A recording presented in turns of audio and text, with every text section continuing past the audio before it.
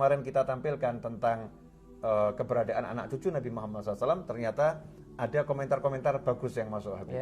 Ya, tadi yang antum sampaikan itu ya, ada yang nanya. Yang tadi sudah kita lihat komentar-komentar itu, diantaranya yang menarik ini, Habib. Itu ada yang bertanya, dia komentar, Alhamdulillah saya sudah nyimak, Habib. Tapi tolong kalau bisa ini dijawab. Adakah ciri-ciri khusus yang menandakan seseorang itu adalah zuriyahnya baginda Rasulullah? Karena di daerah saya itu lagi marak HP palsu. Wah, ini ya, HP palsu. Nah, ada HP palsu, berarti ada Habib asli. Asli ya. Saya suka ngomongnya asli. Asli. Pakai usod. Pakai usod asli. Jadi Habib palsu pakai sin saja palsu ya. Ada Habib asli. Pakai usod. Pakai usod. Ini antara yang asli sama yang palsu seperti apa? Dan sebetulnya perlu nggak sih julukan Habib ini? Perlu nggak? Urgennya seperti apa? Nah, insya Allah kita ngobrol bareng, Habib. Tentang Habib ini kan juga banyak orang bingung juga dengan nama Habib. Kan dikira Habib itu gelar kesarjanaan khusus, ada kuliah jadi Habib tertentu. Masya Allah. Dan ada juga orang yang mungkin ngerti bahasa, dia bilang Habib itu semuanya bisa, karena artinya yang mengasihi dan yang dikasihi. Nah, jadi gelar Habib sendiri itu asal mulanya gimana, Habib? Sampai ada orang-orang kok dijuluki jadi Habib begitu tuh. Seperti apa ya? Seperti apa? Yang antum sampaikan tadi saya alami, Bib. Waktu saya haji yang pertama, itu setelah sekian puluh hari ya, saya haji resmi pemerintah, setelah sekian puluh hari, saya jadi petugas waktu itu, Habib. Alhamdulillah. Setelah sekian puluh hari, salah satu teman saya yang bareng sama saya nanya, Bib, maaf, teman saya ini bukan orang yang nggak tahu agama, artinya bukan orang awam, orang yang terpelajar, pernah nyantri di sebuah pesantren, tapi nggak paham tentang gelar Habib itu sendiri, sehingga nanya, Habib mohon maaf mau nanya, caranya dapat gelar Habib ini kuliahnya di mana ya? Atau kalau pesantren nyantrinya di mana ini punya gelar Habib? Terus saya jelaskan. Jadi begini, Habib dan pemirsa dimanapun Anda berada, gelar itu adalah suatu hal yang wajar. Pemberian gelar kepada seorang adalah suatu hal yang wajar, yang lazim terjadi di masyarakat. Kita tahu di Nusantara ini ada orang-orang yang dekat dengan kesultanan, kemudian oleh raja diberi gelar Raden. Ya, diberi gelar Raden. Ini orang-orang yang dekat dengan raja ya. Sama raja dikasih gelar Raden orang tersebut. Untuk apa? Menunjukkan ini orang yang dihormati oleh raja, dan agar masyarakat menghormati orang tersebut juga. Gelar terhormat berarti ya? Gelar terhormat ada, wajar di masyarakat. Termasuk di dalam dunia secara keseluruhan, di setiap negara, setiap wilayah punya gelar-gelar tersendiri untuk orang-orang yang dipandang mulia dalam tanda kutip di masyarakatnya. Ada, saya nggak tahu kalau di Inggris seperti apa, di Amerika saya belum belajar ya. Tapi dalam dunia Islam, masyarakat Islam, umat Islam terbiasa memberikan gelar kepada orang-orang yang mulia. Sebagai contoh adalah gelar Sayyid dan Syarif. Gelar Sayyid dan Syarif menurut Buya Hamka dalam bukunya Tuan Kurau, yaitu Profesor Dr. Hamka menuliskan di kalau bisa dicek nanti di halaman 171 di buku Tuan Kurau, di akhirnya setelah mengutip hadis, Buya Hamka menyatakan, oleh karena itu maka menjadi tradisilah orang memberikan gelar Sayyid kepada keturunan Hasan dan Husain itu di seluruh dunia Islam. Gelar Sayyid kepada keturunan Hasan dan Husain di seluruh dunia Islam demi menghormati hadis Nabi tersebut. Setelah menjelaskan dua hadis tentang Rasul menyebut cucunya adalah Sayyid. Nah, artinya biasa orang diberi gelar Sayyid atau Syarif di dalam dunia Islam untuk menghormati anak cucu Nabi Muhammad SAW demi menghormati Rasulullah SAW. Berarti orang yang memberikan gelar, bukan Habibnya menggelari dirinya ya? Enggak. Ada satu hal yang aneh gitu kalau Habib memberi gelar untuk dirinya sendiri gitu kan? Atau seseorang meraden-radenkan dirinya sendiri. Aku Raden gitu kan? Yang orang lain yang menunjukkan beliau adalah seorang Raden misalnya seperti itu. Tapi terkait gelar Habib yang marak di Nusantara, di Indonesia, yang marak di Malaysia, di Hadramut, khususnya di Asia, kemudian juga di Amerika, banyak murid-muridnya para habaib yang dakwah di sana, sehingga masyarakat pun mengatakan Habib gitu kepada guru-guru tersebut. Asal usulnya dari mana dan seperti apa, ada pembahasan ilmiah dari para ulama dan juga pakar-pakar sejarah seperti kalau kita merujuk kepada buku-buku sejarah yang ada, LWC Vandenberg itu menyebutkan di dalam bukunya Hadramut dan Koloni Arab, ya, Hadramut dan Koloni Arab di Nusantara, itu juga menyebutkan bagaimana gelar-gelar Habib ini sampai ada di dunia Islam, khususnya di Hadramut sendiri. Sejak kapan gelar Habib itu ada? Saya akan bahas insya Allah Habib. Mudah-mudahan ini memuaskan yang nanya dan memuaskan Habib. Oh iya, insya Allah. Pemirsa, dimanapun Anda berada, kita fokus dulu nih. Habib asli dan Habib palsu. Menarik juga ya Habib ya. Habib asli dan Habib palsu. Dulu, anak cucu Nabi Muhammad SAW itu tidak dijuluki Habib oleh masyarakat. Masyarakat tidak memberi gelar Habib kepada anak cucu Nabi Muhammad SAW. Jadi kalau kita hidup di masa Sayyidina Hasan dan Hussein, kemudian Sayyidina Ali Zainal Abidin, Sayyidina Ja'far As-Shadiq, Sayyidina Muhammad Al-Bagir, cucu-cucu awal Nabi Muhammad SAW, kita tidak akan mendengar masyarakat menyebut Habib Ja'far As-Shadiq, ya. Atau masyarakat menyebut Habib Ali Zainal Abidin. Nggak ada. Masyarakat di masa itu melihat keilmuan, kesolehan, ketakwaan, ya, kemuliaan, akhlak, keluhuran budi yang luar biasa dari generasi awal cucu Nabi Muhammad SAW, maka masyarakat menempatkan beliau sebagai imam, ya, sebagai imam yang derajat tertinggi dalam keilmuan, seperti imam fil hadis dan lain sebagainya. Saat itulah gelar imam melekat pada generasi awal anak cucu Nabi Muhammad SAW. Setelah itu, generasi berikutnya, walaupun keilmuannya luar biasa, walaupun akhlaknya luar biasa, walaupun ibadahnya luar biasa, mujahadahnya luar biasa, melihat dirinya, wah saya ini masih jauh dari leluhur saya. Saya nggak seperti beliau-beliau. Beliau-beliau ini orang-orang yang luar biasa. Saya nggak layak disebut imam. Maka beliau ngomong sama murid-muridnya, pecita-pecitanya, jangan sebut saya imam, jangan sebut saya imam. Terus sebut siapa? Dan kalau memang mau nyebut, ya guru saja. Memang betul, saya adalah guru kalian. Sebut guru, syekh. Maka beralihlah gelar itu dari imam menjadi syekh, guru. Nah, maka muncul ada Syekh Abdullah Al-Idrus, ya, kemudian Syekh Abu Bakar bin Salim. Di masa itu ya, bukan disebut Habib Abu Bakar bin Salim atau Habib Abdullah Al-Idrus Al-Akbar, enggak. Disebutnya Syekh Abdullah Al-Idrus, Syekh Abu Bakar bin Salim.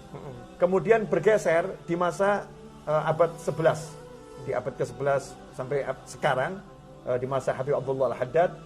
Saat itu beliau merasa nggak layak disebut sebagai guru. Masya Allah. Disebut syekh nggak layak. Habib Abdullah bin Alwi Al-Haddad radhiyallahu anhu, Qutbud Da'wah wal Irsyad.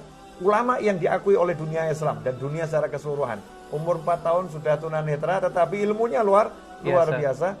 Beliau mengatakan kami nggak layak disebut sebagai syekh, guru. Maka sebut saja Habib, kekasih. Seperti tadi, kekasih. Ya, pecinta dan dicintai. Sebut Habib, kekasih. Terasa lebih nyaman, ya, karena merendahkan diri, walaupun luar biasa, tetapi tetap merendahkan diri. Nah, masyarakat pun karena menghormati anak cucu Nabi Muhammad SAW, menghormati guru-gurunya, menghormati Rasulullah SAW, maka masyarakat yang memang akhlaknya mulia ini merasa tidak pantas menyebut guru-gurunya, menyebut anak cucu Rasulullah SAW dengan langsung menyebut namanya, atau mungkin menyebut dengan Pak atau Mas, dia merasa nggak pantas, ini cucu Nabi, maka mereka menyebutnya Habib Fulan, Habib Fulan, Habib Fulan, terus sampai ke Indonesia sampai hari ini.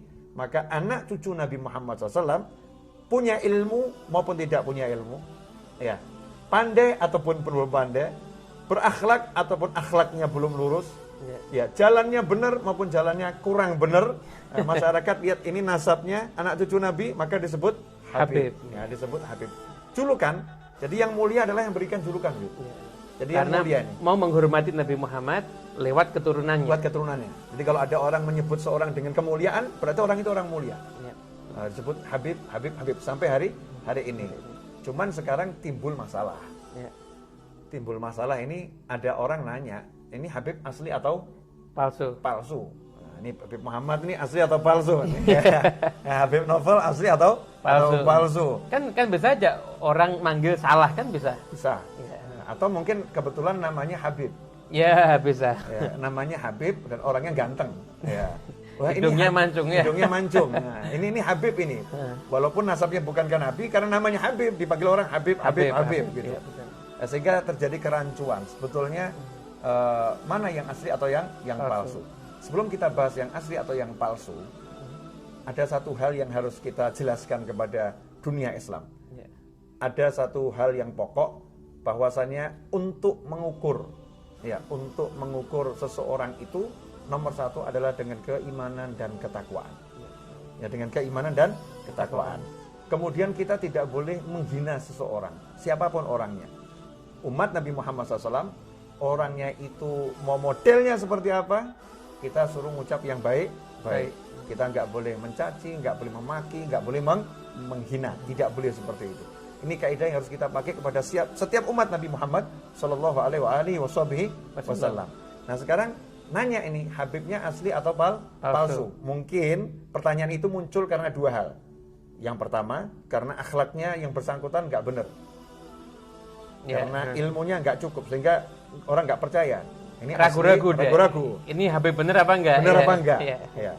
Atau yang kedua, orangnya ilmunya bagus, ilmunya bagus, akhlaknya bagus, tetapi setelah dicek, ini kok kelihatannya ayahnya ke atas nggak jelas nih, kakeknya ke atas nggak jelas. Nah, ini asli atau palsu? Kadang-kadang juga dari lihat fisiknya. Betul. Kadang pula fisiknya hidung nggak mancung, hidungnya nggak mancung, wajahnya ya biasa-biasa saja.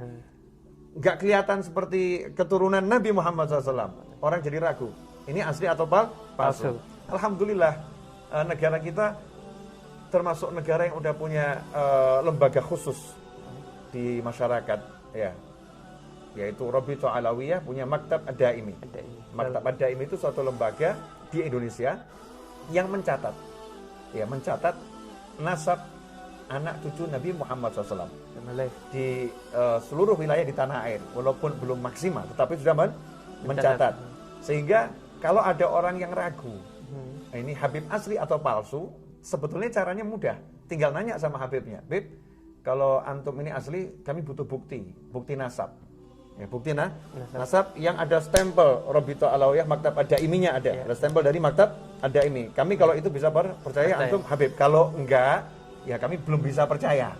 Kami tidak menafikan, tapi kami belum bisa percaya. Sampai Habib punya. Boleh masyarakat ngomong seperti itu. Itu haknya masyarakat untuk bertanya, Habib asli atau palsu. Sehingga kalau ada masyarakat nanya ke saya, Habib Novel asli atau palsu, maka saya katakan saya punya paspor Habib.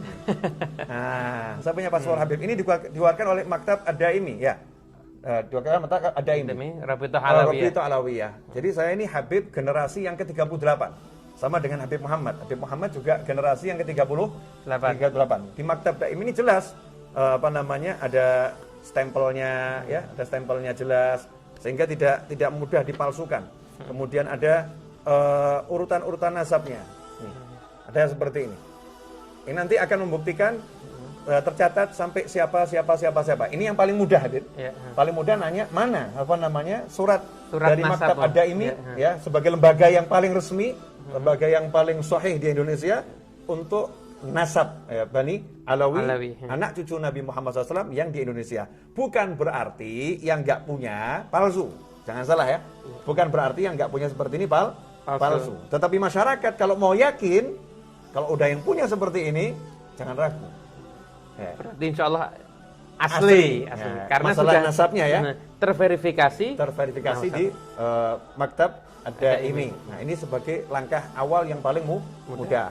Langkah berikutnya, kalau mau tahu asli atau palsu, kita tanya kepada masyarakat sekitar. Ini Habib ini betul tidak anaknya Habib yang ada di kota itu? Betul tidak? Tanya. Karena Habib itu jelas nasabnya. Nasabnya jelas. Nah, ini yang jadi masalah kalau ada pendatang dari luar kota tinggal di suatu wilayah, entah di desa atau di kota, yang masyarakat sekitar juga nggak kenal, kemudian dia ngaku Habib. Maka menimbulkan keraguan di masyarakat, itu wajar. Makanya saya sarankan kepada seluruh anak cucu Nabi Muhammad SAW dimanapun berada yang biar masyarakat tidak ragu, masyarakat tidak rancu, maka segera daftarkan nasab Anda ke Maktab Ad-Daimi. Rabithah Alawiyah. Minta nasab di situ. Insya Allah kalau udah begitu jadi jelas. Jelas. Ya. Jadi bukan masalah fisik ya, nasab bukan masalah fisik. Orang yang ganteng seperti saya dan Habib Muhammad ini belum tentu Habib, jelas juga. Habib nggak diukur dari gantengnya, enggak. Orangnya akhlaknya baik, belum tentu juga. Bukan dari ukuran akhlak kemudian dia jadi Habib. Atau ini perilakunya belum benar, ini dia bukan Habib, belum tentu juga. Karena masalah perilaku nggak ada hubungannya dengan nasab. Nah, itu adalah sesuatu yang nempel saja kan. Kalau nasab ini sesuatu yang melekat karena garis keturunan dari ayah. Bin fulan, bin fulan, bin fulan sampai kepada Nabi Muhammad SAW lewat Fatimah Zahra radhiyallahu ta'ala seperti yang sudah saya jelaskan di video sebelumnya. Ini tentang Habib itu sendiri. Cuman yang menarik gini, Bib. Kadang juga ini ada yang masyarakat lebih, Bib. Masyarakat lebih ya, pecinta yang lebih. Hulu. Ya. Berlebihan. Kalau bahasa syariatnya hulu. Kalau saya lebih suka pakai bahasa gaul. Kekinian, lebay. Ya. Jadi lebay dalam mengenal para habaib, terus mengucapkan kalimat-kalimat yang nggak jelas. Dengan mengatakan, oh itu Habib, nggak mungkin masuk neraka. Ya. Itu Habib, nggak mungkin dapat siksa. Ya kalau jadi Habib bebas, nggak sholat nggak apa-apa. Gitu. Oh kalau jadi Habib tuh nggak puasa nggak apa-apa, itu Habib, itu udah tempatnya mulia di sisi Allah Subhanahu wa Ta'ala. Pernah denger ini Habib? Sering. Di beberapa daerah ada yang sampai fanatik sampai ke tahap seperti itu. Padahal kalau kita lihat di sejarahnya para habaib, itu justru mereka ibadahnya luar biasa. Masya Allah. Ibadahnya luar biasa, ilmunya juga luar biasa. Jadi para habaib itu justru sangat amat tidak mengandalkan nasabnya untuk mendekatkan dirinya kepada Allah Subhanahu wa Ta'ala. Jadi kalau kita bahas nanti Thariqah Alawiyah, tidak ada ya, nah, nomor satu adalah nasab, tidak ada ya? Nggak ada ya? Ada jalur Thariqah Alawiyah itu ya ilmu, amal, rasa takut pada Allah, berharap, warok. Itu adalah jalan hidup anak cucu Nabi Muhammad SAW. Jadi kalau ada orang mengatakan Habib itu kebal dari api neraka, ya kita akan jelaskan sekarang ya. Ikhwani rahimakumullah. Jadi jangan salah. Yang bisa membuat orang itu kebal dari api hanya Allah Subhanahu wa Ta'ala. Ya narukuni barda wa salaman ala Ibrahim. Ya. Tapi kita nggak boleh menghina siapapun dengan kalimat yang nggak baik. Contoh, ada anaknya orang soleh, entah itu anaknya Habib, entah anaknya kiai, entah anaknya seorang guru besar, terus kita katakan kamu ya nggak kebal sama api neraka, kamu akan bisa juga disiksa. Ini kalau niatnya menghina, jadinya sombong, nggak boleh, nggak boleh. Ini lebih nasihat ke dalam kepada siapapun yang punya hubungan nasab dengan orang-orang mulia, dengan guru-guru, dengan orang-orang soleh, dengan wali-wali, ya punya hubungan nasab. Jangan kemudian mengandalkan nasab, lupa pada to'ah. Hubungan nasab itu kemuliaan. Korobah itu ada punya hak, betul itu kamu kemuliaan. Tetapi kamu jangan andalkan ya, nasabmu ya untuk kemudian mengatakan saya nggak ibadah, nggak jadi masalah. Naudzubillah min dzalik.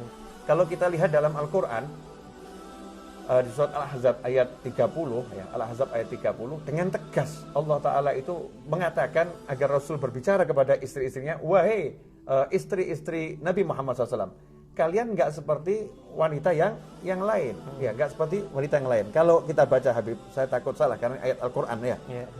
Ya nisa an-nabi may ya'ti minkunna bi fahishatin mubayyinatin yudha'af lahal 'adzabu dhi'fain wa kana dzalika 'ala Allahi yasira. Kata Allah Ta'ala, hai istri-istri Nabi, siapa-siapa di antara kalian yang mengerjakan perbuatan keji yang nyata, niscaya akan dilipat gandakan siksaan kepada mereka 2 kali lipat. Dan adalah yang demikian itu mudah bagi Allah. Yang demikian itu mudah bagi Allah. Untuk apa namanya, kalau memang berbuatnya nggak benar ini, dikasih double. Siksanya double. Kenapa siksanya double? Istri Nabi, keluarga Nabi, hidup bersama Nabi Muhammad SAW, hidup bersama Rasulullah SAW. Kok masih melakukan perbuatan keji? Maka layak siksanya double. Dan hasya wa kalla, nggak mungkin istri Nabi berbuat seperti itu. Nggak mungkin istri Nabi Muhammad SAW berbuat seperti itu. Tetapi Allah mengingatkan dengan tegas, ya, mengingatkan dengan ancamannya neraka dan double adabnya double. Lantas hal yang sangat aneh kalau ada anak keturunan dari istri-istri Nabi Muhammad SAW. Yang namanya Habib ini keturunan dari Fatimah dari Sayyidah Khadijah radhiyallahu taala anha. Kalau ibunya saja juga mendapatkan ya peringatan, masa anak cucunya nggak mendapatkan peringatan. Karena itu Nabi melanjutkan pesan itu. Ya, Nabi melanjutkan pesan itu kepada anak cucunya.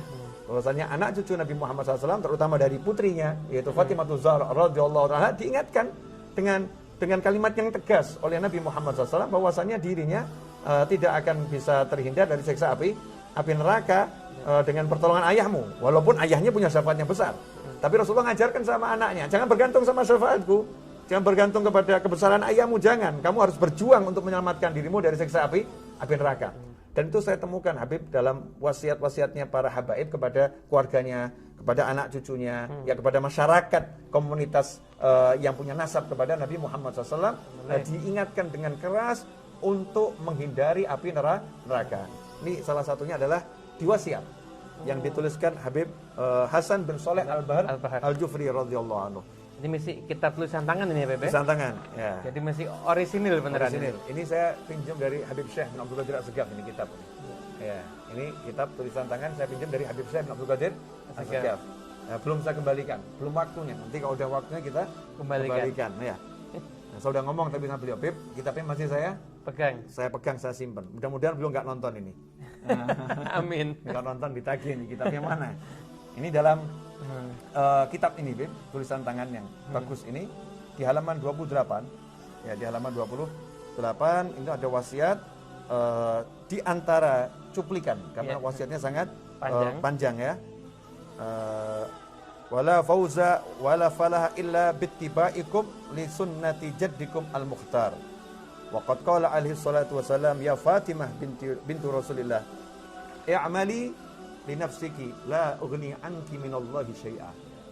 Wasyajarah al-khadra idza yabisa minha ghusnun quti'a wa sara waqudan finnar fala tahjaru sabilakum al-qawim wa siratakumul mustaqim wa mafkharakumul azim fil hududis safilah wal khayalatil batilah wa tadhi'u kama man ba kalladina dhalla sa'yuhum fil hayatid dunya wa hum yahsabuna annahum yuhsinuna sun'a ila akhir ma qala radhiyallahu anhu. Nah, ini kurang lebihnya ya pemirsa, ini insyaallah ada Habib Muhammad di sini, kita akan bersama-sama bahas la fauza wala falah. La fauza wala falah, enggak ada kesuksesan, enggak ada kemenangan kecuali dengan mengikuti sunnah kakek kalian. Ini wasiat Habib Hasan bin Shalih Al-Bahar Al-Jufri kepada keluarganya, kepada masyarakat yang hidup di zamannya. Kalian tidak akan sukses, kalian tidak akan mendapatkan kemenangan kecuali mengikuti sunnah kakek kalian Nabi Muhammad SAW. Waqad qala, dan Rasulullah telah bersabda SAW kepada putrinya, ya Fatimah, wahai Fatimah putri Rasulullah SAW, i'amali li nafsik, beramallah untuk dirimu sendiri. Artinya Rasulullah mengajarkan pada putrinya, jangan kamu membanggakan amal ayahmu, amal ibumu. Ibunya dapat salam langsung dari Allah Ta'ala. Sayyidah Khadijatul Kubra dapat salam dari Allah Subhanahu wa Ta'ala, masih hidup disalami sama Allah Ta'ala. Allah kirim salam, kata malaikat Jibril alaihissalam, kepada Sayyidah Khadijah radhiyallahu ta'ala anha. Yang seperti itu saja Rasul mengatakan kepada Fatimah putrinya, i'amali li nafsik, wahai Fatimah, berbuatlah, beramallah untuk keselamatan dirimu sendiri, karena aku tidak bisa menyelamatkan engkau dari Allah, sedikit pun tidak bisa menyelamatkan kamu dari Allah. Kemudian Habib Hasan melanjutkan wasiatnya, Habib Hasan bin Shalih Al-Bahar Al-Jufri radhiyallahu anhu, wasyajarah al-khadra, kita lihat pohon yang hijau. Jadi anak cucu Nabi Muhammad SAW ini kan dikatakan seperti pohon ya, pohon yang besar, dengan batang utamanya adalah Nabi Muhammad SAW, pohon yang besar. Nah, ini pohon ini punya ranting. Ini pohon yang besar yang hijau ini, kalau ranting anak cabangnya ada yang kering, idaya bisa, kata Habib Hasan, ranting anak cabangnya ada yang kering, kutian, akan dipotong. Diambil sama orang, dipotong, kemudian dijadikan apa? Waqudan linnar. Kayu bakar. Ya, waqudan finnar. Dijadikan kayu bakar. Kalau yang hijau diambil, dipotong, ditanam lagi jadi pohon. Dipotong, tanam lagi jadi pohon. Yang hijau rindang jadi penaungan, memberikan kenyamanan pada orang banyak. Tapi kalau yang kering dipotong, dijadikan kayu bakar. Karena itu kata Habib Hasan bin Shalih Al-Bahar Al-Jufri, fala tahjaru sabilakum. Jangan kalian meninggalkan jalan kalian yang lurus, jalan kalian yang kuat, jalan kalian yang agung tersebut, dengan memilih ya nafsu, mengikuti hawa nafsu, ya mengikuti khayalan-khayalan. Nah, dunia ini kan serba Hayal. Kalau akhirat itu sesuatu yang Nyata. pasti. Sehingga kalian akan hilang seperti orang-orang yang hilang karena tidak mengikuti jalan luhurnya. Nah, ini akhwani rahimakumullah, ini habaib itu seperti itu. Jadi ke dalam mengajarkan keluarganya untuk menjauhi siksa api neraka. Kalau saya nggak salah Habib, Sayyidina Ali Zainal Abidin As-Sajjad, ibadahnya satu hari sholat sunnah 1000 rakaat. Masya Allah. Nggak pernah mengatakan saya cucunya Rasulullah, saya Sayyidina Ali, ya saya dijamin masuk surga. Enggak. Karena memang logikanya tidak mungkin anak kenyang dengan makannya bapak. Kalau bapak makan kenyang, anak tidak makan ya nggak kenyang, lapar. Kalau makan makanannya bapak nanti nikmat, bisa kenyang, bisa ya, kenyang. nikmat. Dan makanannya bapak ini ya. Iya. Masya Allah, ini ilmu baru nih. Jazakumullah khairan. Sayyidina Ali Zainal Abidin itu setiap hari sholat sunnah 1000 rakaat dan nangis takut api neraka. Dan nangis takut api neraka. Bahkan ketika rumahnya terbakar, ya rumahnya terbakar, masyarakat kumpul melihat beliau lagi sholat. Selesai sholat, beliau nanya, ada apa kalian kumpul di sini? Nah, ini rumahmu terbakar. Udah selesai kebakarannya, Bib. Udah selesai. Rumahmu terbakar. Kamu tidak terasa? Enggak, saya enggak merasa ada kebakaran. Saya lagi sibuk tadi mengingat ayat-ayat tentang siksa api neraka dalam sholat yang saya baca, sehingga saya lupa dengan api dunia. Allah. Jadi lagi seperti itu. Sayyidina Hasan dan Husain, ketika akan sholat, beliau wudhu. Dilihat sama orang kok wajahnya pucatnya luar biasa. Mau sholat ini, pucat wajahnya. Ditanya sama orang, kenapa kok wajahmu pucat seperti itu? Sakit apa? Enggak ada sakit. Kenapa pucat? Apa kalian nggak ngerti? Sebentar lagi saya mau ngadep siapa nih sholat? Saya mau ngadep Allah Ta'ala. Khawfuhum azim. Mereka punya rasa yang takut yang besar pada Allah Subhanahu wa Ta'ala. Nah ini Habib. Nah ini artinya Habib dalam arti akhlak. Habib dalam arti ilmu, bukan nasab. Kalau nasab ada thariqah, jalannya ini. Jalannya begini. Tapi kalau urusan nasab nggak lihat semua itu. Nggak lihat semua itu. Nah terus gimana Habib? Kalau ada Habib yang ternyata akhlaknya belum benar, ya saya juga belum benar. Akhlak saya masih banyak yang belum belum beres. Ini banyak pertanyaan yang setipe dengan itu. Habib mengatakan orang biasa tapi berakhlak mulia dengan Habib tapi berakhlak kurang bagus. Ini gimana yang lebih utama ini? Yang lebih utama sederhana, hormati Habib karena nasabnya, berarti menghormati Habib karena kakeknya, berarti menghormati Nabi Muhammad SAW. Menghormati orang biasa karena amalnya, berarti menghormati yang memberikan amal, yaitu Nabi Muhammad SAW. Semuanya berpulang kepada Rasulullah SAW. Kalau kita kembalikan ke situ, maka kita akan enak menghadapi siapapun. Nah, berarti memang sumbernya itu yang kita lihat ya. Yang sumber. lainnya itu hanya cabangnya. Nah, amar ma'ruf nahi mungkar jalan. Amar ma'ruf nahi mungkar ini berlaku pada siapapun. Tegakkan amar ma'ruf nahi mungkar tapi dengan cara yang benar. Jangan mencaci, memaki, menghina siapapun tidak boleh. Sombong di hati, bahaya. Dalam hadis disebutkan siapa yang menghina seorang mukmin atas dosa yang dia lakukan, maka Allah akan menguji dia dengan melakukan perbuatan yang sama. Dengan perbuatan yang sama. Na'udzubillah min dzalik. Ikhwani rahimakumullah. Nah, ini obrolan ini semakin menarik. Cuman Habib, ini kalau subscriber nggak nambah kan nggak asyik. Iya. Biar subscribernya nambah dulu, kita baru lanjutkan nanti. Oke, siap. Topik Berikutnya. Tapi sudah puas nggak jawabannya? Wah, sangat memuaskan. Atau mungkin sangat mau ditambahkan apalagi ya, yang mau ditanyakan? cukup, sangat memuaskan. Intinya gelar Habib itu karena nasab masyarakatnya baik, menghormati anak cucu Nabi Muhammad SAW. Tapi kalau Habib mau nyebut dirinya Bapak boleh toh, seperti Pak Novel, tidak ya, masalah boleh, kan? Pak Novel, Bang Novel.